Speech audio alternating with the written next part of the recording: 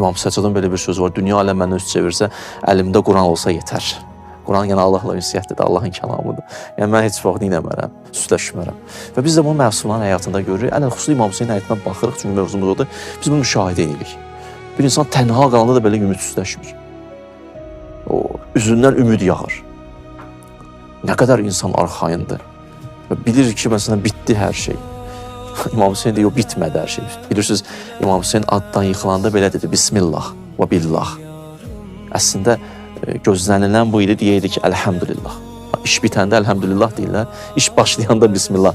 İmam Hüseyin sanki dünyaya mesaj verdi ki, bunlar elə bildi, bitdi, mən deyirəm, bitmədi, hər şey başladı. Allah. Hər şey buna ilə başladı. İndi görün nələr olacaq. Siz hələ ərbəyini qabaqda görəcəksiniz. Milyonları qabaqda görəcəksiniz. Siz zühurda anlayacaqsınız bu Bismillahın mənası nə idi. Bismillah. Başladıq. Hər şey başladı. Və doğrudan da başladı. İnsanlar özlərinə qayıtmağa başladı. Anlamağa başladı. Və hətta Yezidin özü çox başını itirmişdi. Kimisə axtarırdı ki, günahı onun üstünə yıxsın. Dedi, mən deməmişdim bu İbn Ziyadı öldürsün onu. Niyə öldürdü onu?